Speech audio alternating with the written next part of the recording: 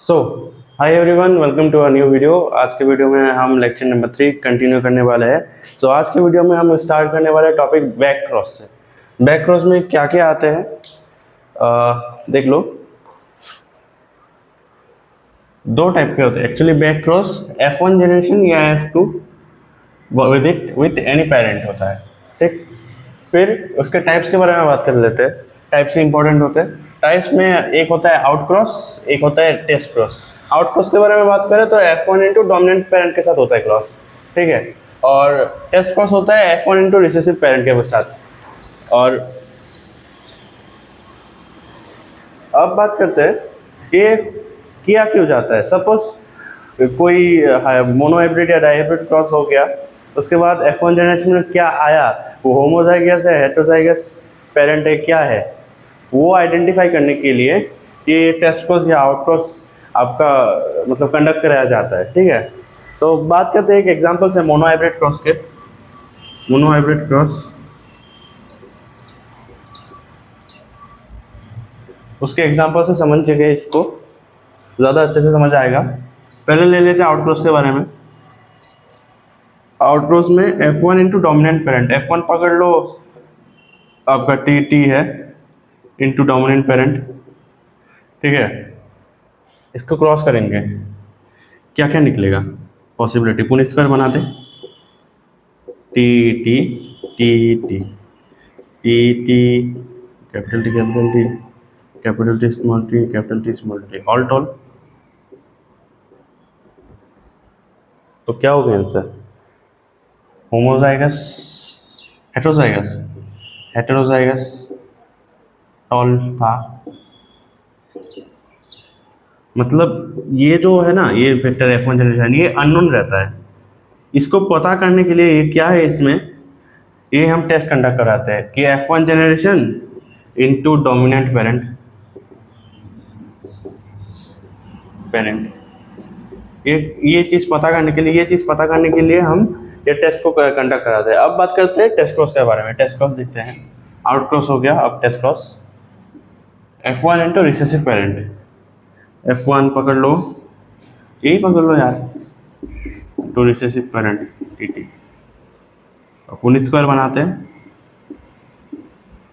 Small T capital T small T capital T small T capital T small T small T small T small T small T, ठीक है। ये आएगा answer. तो 1:1 का ratio होगा, दो टॉल दो डवार्फ, तो ये रहा आंसर।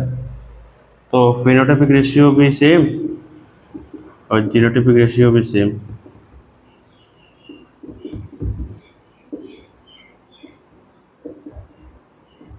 ये है आउट क्रॉस और टेस्ट क्रॉस के बारे में। अगला बात करेंगे हम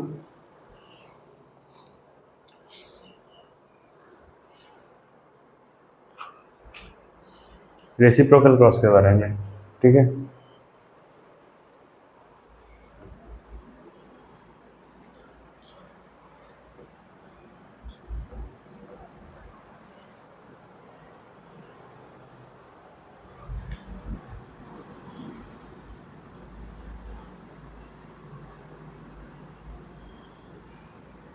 रेसिप्रोकल क्रॉस क्या कहते हैं,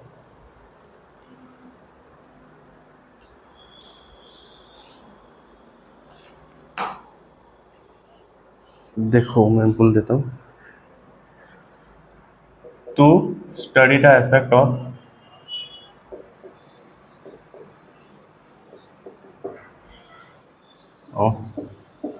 parental sex on inheritance.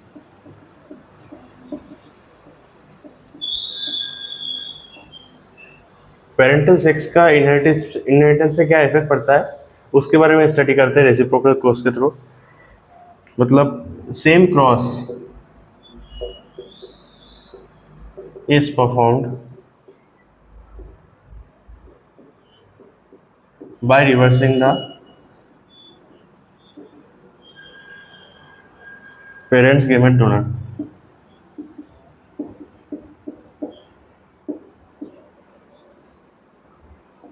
Gamete donor, ठीक। लेकिन इसका एक्सेप्शन है, क्या पता है? एक्सेप्शन इसमें भी है कि ये सेक्स लिंकेज में ये लागू नहीं होता, फिर साइटोप्लाज्मिक इनहेरिटेंस में लागू नहीं होता।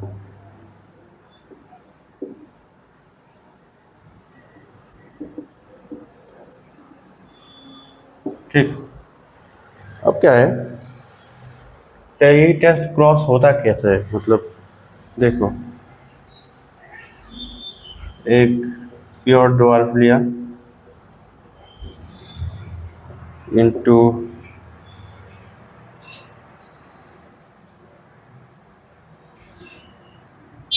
मतलब male parent pure dwarf into pure tall होगा,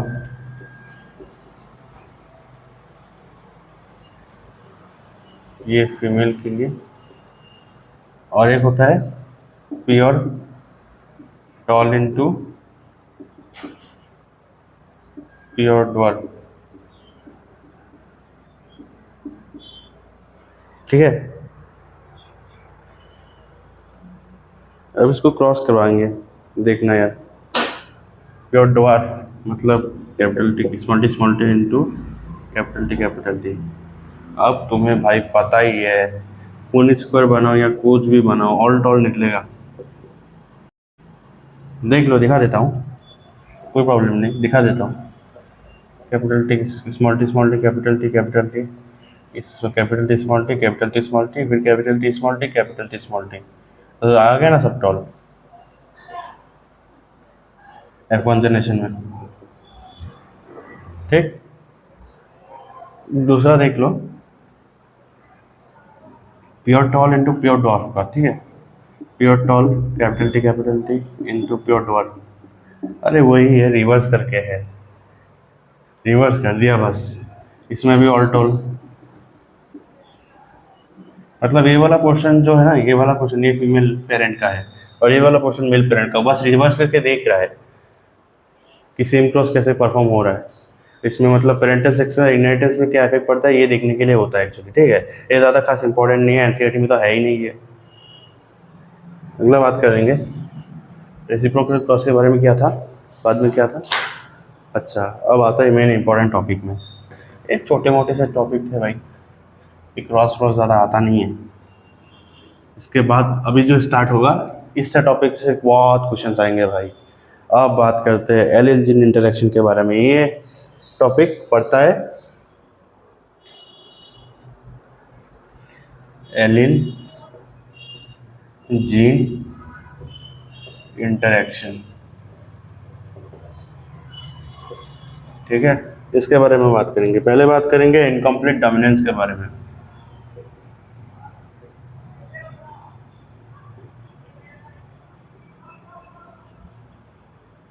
इसके बारे में पहले बात करेंगे, चलिए शुरू करते हैं।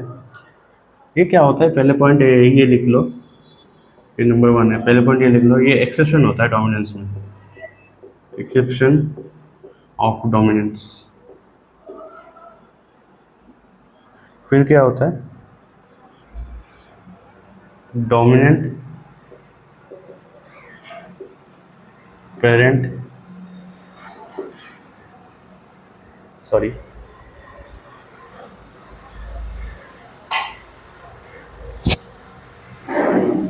डोमिनेंट एलील जो होता है not fully expressed,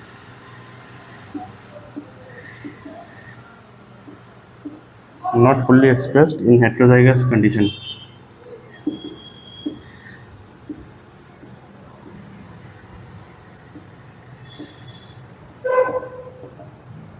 heterozygous condition में डोमिनेंट एलील जो होता है पूरा पूरी एक्सप्रेस नहीं होता। इसको डिस्कवर्ड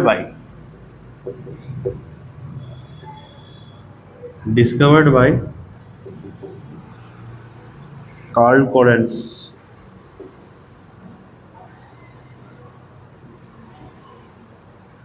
ठीक है।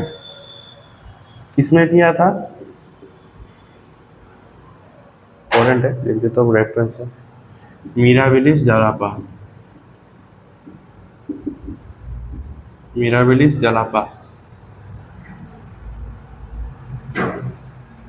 या 4 o'clock प्लांट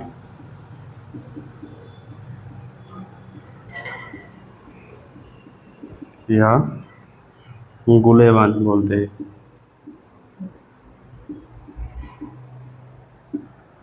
ठीक है, इसमें क्या होता है, इसका फ्लावर कलर का इफेक्ट होता है, फ्लावर कलर। फ्लावर कलर इसमें इफेक्ट होता है। ठीक है, अब बात करते हैं इसके क्रॉस के बारे में। ठीक है, पहला पैरेट का प्योर रेड और दूसरा फीमेल पेरेंट का प्योर वाइट। ठीक, RR × RR। लेकिन जब इसको तुम क्रॉस करवाओगे ना, एक जीन आया, यहाँ से भी एक जीन आया, आके क्या करेगा, फ्यूजन होगा RR, ये F1 जनरेशन। लेकिन दिक्कत क्या है, ये हो जाएगा पूरा पूरी ऑल पिंक।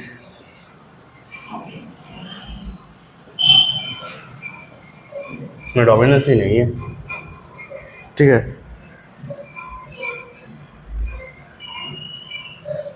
फिर इसका सेल्फिंग करवाओ, फिर इसका सेल्फिंग करवाओ।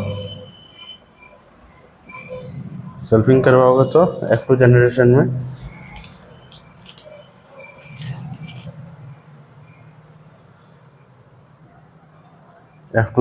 में इसका आप देखोगे 1:2:1 रेशियो आएगा सबका।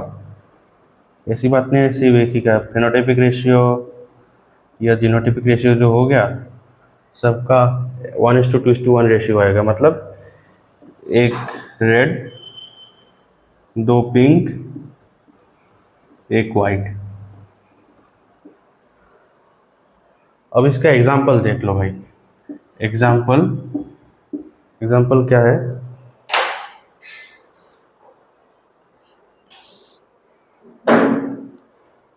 स्नैपड्रैगन,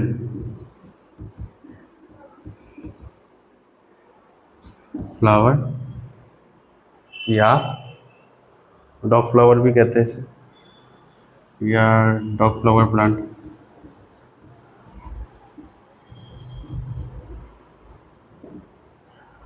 फिर या उसे, या और एक है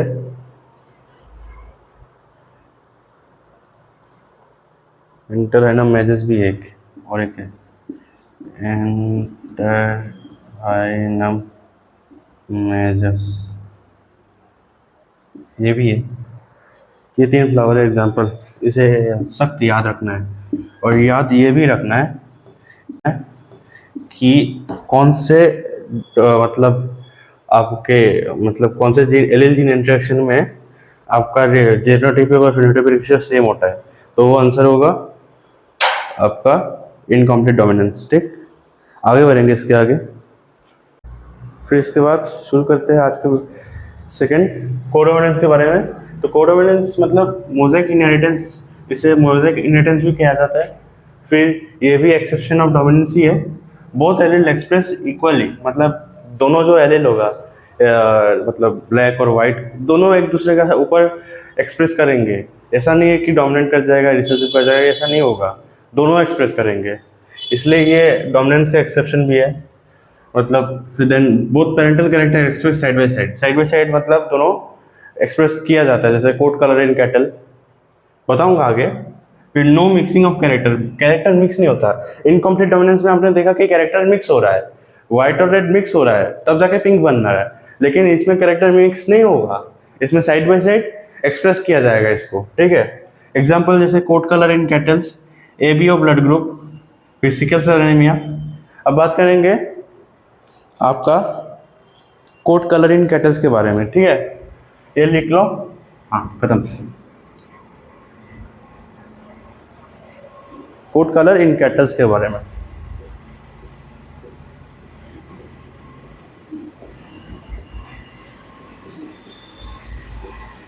इसमें क्या बात करेंगे हम,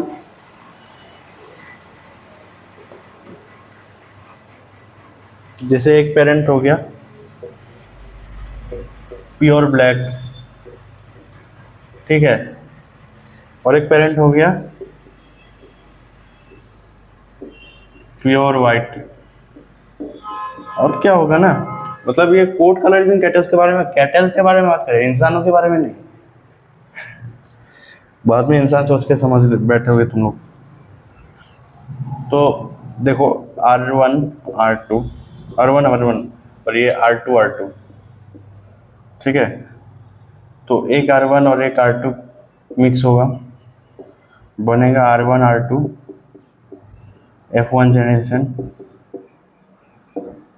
ये कलर जो होगा ना, ये रॉन कलर होगा, इसे रॉन कलर कहेंगे। तो कुछ कैटल्स होते हैं ना, मतलब देखते होंगे तुम, पूरा सफ़ेद होता है लेकिन बीच बीच में काला काला काला काला धब्बा होता है, वैसे उसका बात कर रहे हैं हम, ठीक है।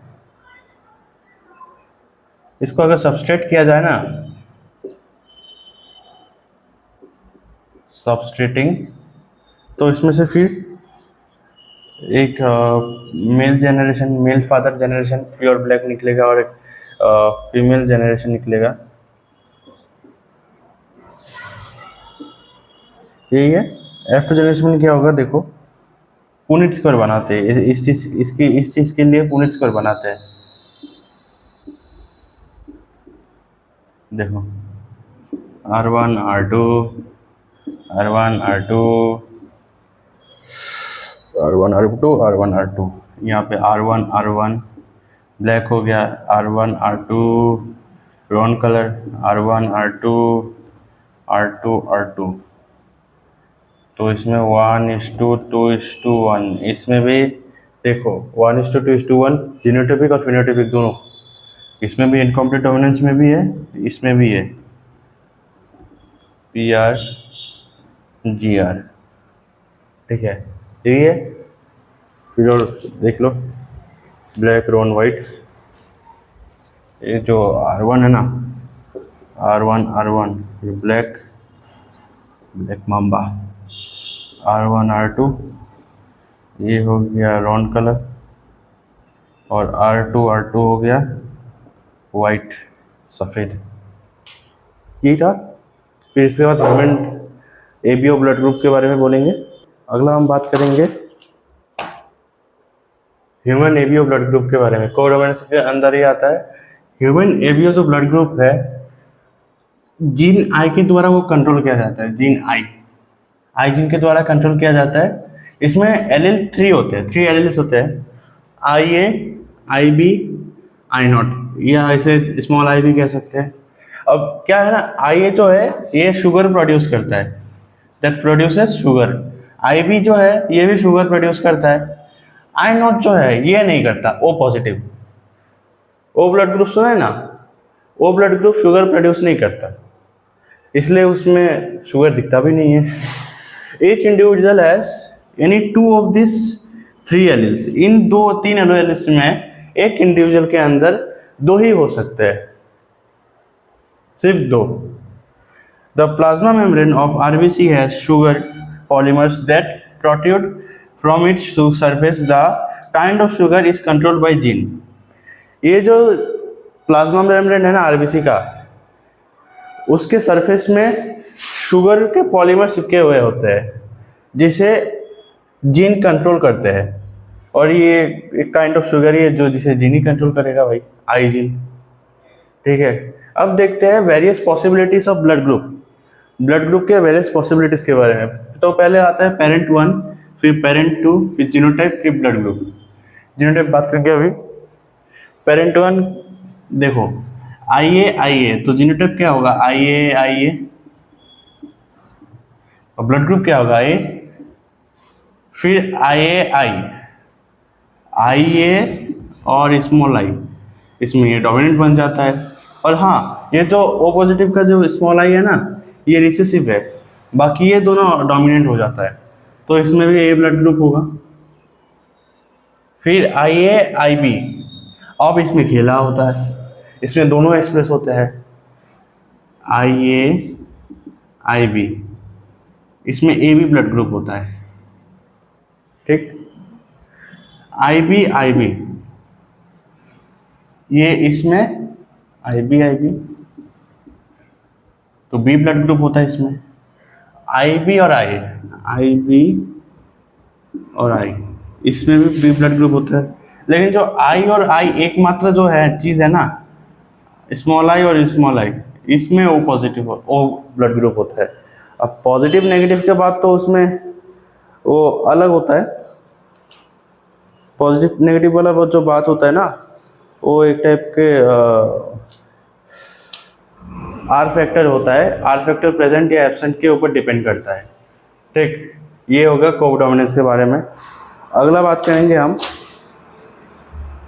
Dominance of blood groups in alleles. ये बात करके मल्टीपल एलीलिज्म में बात करेंगे। Last dominance in blood group alleles. Blood group वो बोला था ना, ओ पॉजिटिव के ऊपर सबको डोमिनेट कर जाता है, लेकिन ए बी पॉजिटिव के ऊपर एक दूसरे के साथ को डोमिनेंट हो जाता है। तो यही है IA and IB are completely dominant over I। IA and IB are codominant with each other. ठीक है, अब एक चीज, एक क्वेश्चन नीट में आ सकता है, काफी इंपॉर्टेंट है, देख लो। 4 ब्लड ग्रुप्स क्या क्या होते हैं? ABO, ये हो गया फिनोटाइप। अब जीनोटाइप देखो, 6 डिफरेंट यूनिक जीनोटाइप हो जाता है। IA IB, IB II, IBI, 6 genotype हो गया, 4 फिनोटाइप हो गया, 4 फिनोटाइप 6 जीनोटाइप। ये काफ़ी इंपॉर्टेंट हो सकता है। ये पूछ सकता है कि ह्यूमन ABO ब्लड ग्रुप में जीनोटाइप और फिनोटाइप का क्या रेशियो होता है? 4 फिनोटाइप 6 जीनोटाइप होता है। ठीक है, अगला बात करेंगे हम मल्टीपल एलीलिज्म के बारे में, मल्टीपल एलील के बारे में। ठीक है, हो गया होगा। अगला बात करेंगे मल्टीपल एलीलिज्म के बारे में। ये होता है presence of more than 2 jeans of a particular character. एक ही कैरेक्टर के लिए 2 से ज़्यादा जीन, उसे मल्टीपल एलीलिज्म उसमें होता है। होता क्यों है? म्यूटेशन के वजह से, एराइज ड्यू टू म्यूटेशन।